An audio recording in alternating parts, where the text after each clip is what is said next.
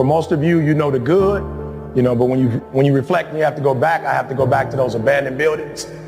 It's a lot of trauma in that. That's not something that you talk about when you're motivated, because my job is to help you not to stay in your trauma, but to get to that next level. But I remember being in that abandoned building. I remember walking the streets of Detroit. And the winters are real. I remember going into restaurants and faking it like I was going to order just so I could stay warm. I remember feeling like frostbitten. And I would go in and let me get the number, whatever. And I would pat my, you know what I'm saying? Like I'd go in, look, do the whole, where's my wallet, boy? You know what I'm saying? And I'm like, just give me a minute. I promise you, I got you. Let me go to the table. And I would go put my head down and go to sleep. So I remember though, saying to myself one day, yo, E, it can't end like this. I think what happened when I was homeless, it was a beautiful awakening. It's like when you're living in your parents' home, they are the enemy. Everything you don't do right is because of them. And then when you're on your own and you start making mistakes that you made when you were at home, it's like you can't put it on mama now. Mama not with you no more. You can't put it on daddy and say, my father was too hard. I had a curfew. They wouldn't let me party past 12. I had all these excuses why I wasn't successful because of my parents. But then I was homeless and still messing up in school. I was homeless and still getting pulled over by police. When my boys selling dope. I was still getting shot at. It was some crazy stuff happening in my life. And I was like, yo, Eric, you finally have what you always wanted, control over your life, and you getting the same results. So it's only one common denominator. The teacher doesn't know the cop that arrested you. The cop don't know your mama. The cop don't know the principal. But one of these kids, everybody knows. The cop knows you, the teachers know you, the counselor know you, your mama know you, the police know you. You are the most common denominator in all of this mess. So because there's one person that's in all of this, that one person is the problem. And I began to say to myself, yo, E, if you really want to change, you have to take personal responsibility. And I think the company is where it is, and people follow me because they don't hear a bunch of excuses. They hear, yo, E, you coming at me hard, but it's the truth. I know what I'm doing wrong, and I just need to make the adjustment. So I would say personal accountability and personal responsibility is what took me from being homeless and a high school dropout to the #1 motivational speaker in the world. You run from challenges, and what you don't realize, you've heard me say this before, a diamond isn't a diamond because it don't go through nothing. You feel me? A diamond is a diamond because of the process, right? And we know the first is the pressure that it has to go through. And I'm telling y'all, if there's one thing I want y'all to tell the millennials, they got the relationship that they have with pressure is weird. I promise you, it's the weirdest thing I've ever seen. With millennials, they trying to run from problems. For real, they about to act like they about to commit suicide because of pressure, right? And they'll come to me, these millennials will come to me yo, E, I'm going through it. I'm like, you not, I got a lot on my plate. You ain't picking cotton. You ain't got those kind of problems. I'm just being real. This ain't civil rights. You don't have dogs coming at you. I'm just being real. No dogs are coming at you. You don't have water hoses. You don't have people with clubs beating you upside your head. You ain't got no real problems. For me, I understand that when I look at my ancestors, challenges and pressure is why we say Martin Luther King, because he went through them. It's why we say Malcolm X, because we say Rosa Parks or Harriet Tubman. Why? Because of the challenges that they went through and they got through it. So listen to me. The first part of a diamond is pressure. The pressure is what destroys all the dross, all the unnecessary stuff about you. Pressure is going to get that stuff out the way and bring greatness out of you. Greatness don't come out of you when you're making 6 figures. So listen to me. So then there is the heat that it has to go through. And then look, a diamond is a diamond because they cut it. And so we hate constructive criticism, but that's a part of the process. So listen to me. In business, and y'all got to hear this for real, I've had no struggles in business. Why? The stuff I'm dealing with in business doesn't compare to homeless. I was homeless. I remember having people tell me the PhD is going to break you. No, it's going to break you because you ain't been through nothing, because you spoiled. It's going to break you. is not gonna break me. I ate out of trash cans. A paper is not equivalent to eating out of trash cans. It's not the same thing.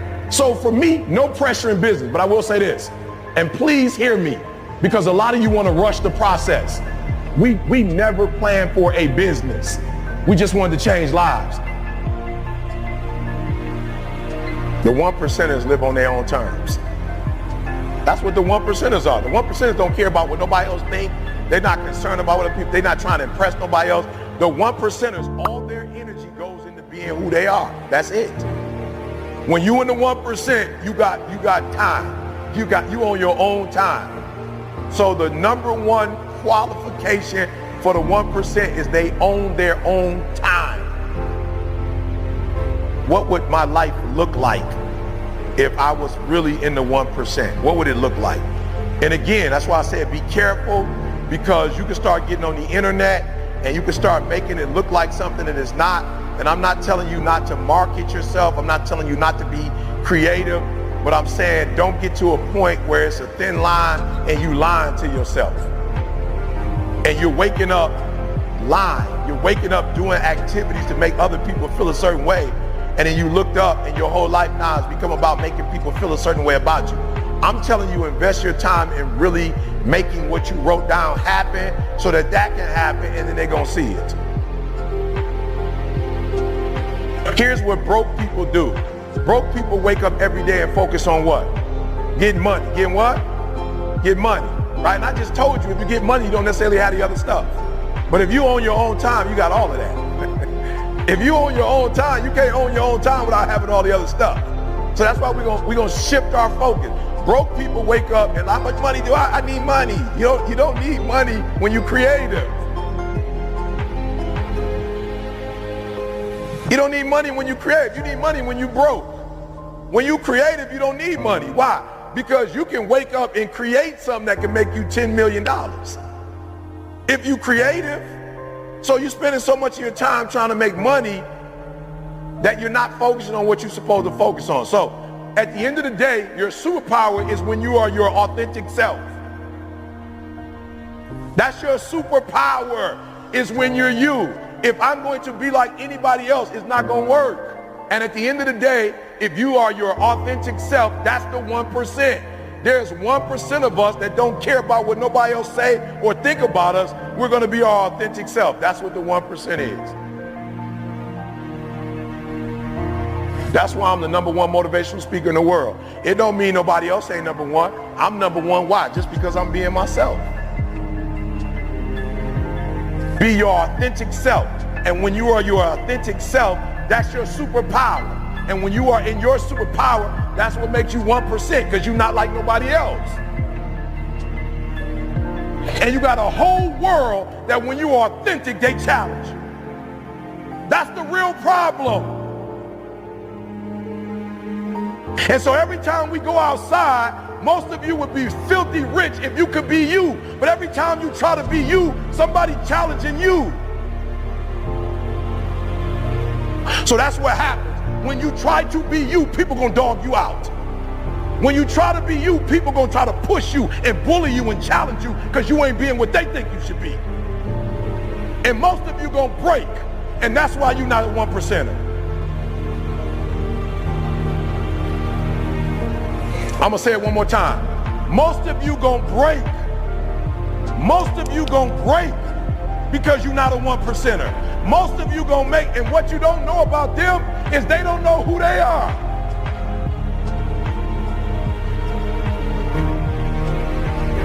And they not happy with their life.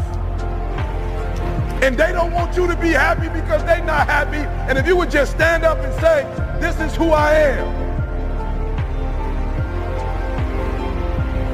And if you would just be yourself, that's all. I got a couple things, but if I could just get you to leave out of here and no longer be what they want you to be, but be who you are called to be, you're gonna go to a whole nother level. So the problem with most of you, and you don't even get it, you've been trying to be like everybody else, and that's what's killing you. Go buy what you want to buy, not what they want you to buy. For real, live the way you want to live and not how they want you to live. I'm telling you, you're gonna go to a whole level. Why? Because you're gonna be different. You're going to be rare, and that rarity is what's going to take you to the next level. you have a better chance of being your authentic self.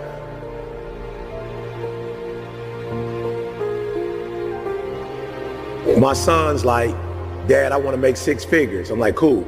I'm not going to give you 6 figures, and I'm in a position to do that. But what I continue to think about is if I give my son money, if I die, what's going to happen to him? He's not going to be able to, he's not going to be able to take care of himself.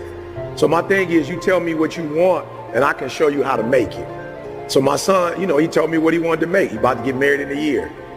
So I trained my son in the DISC assessment, like thoroughly trained. I don't know, that's my son's stuff.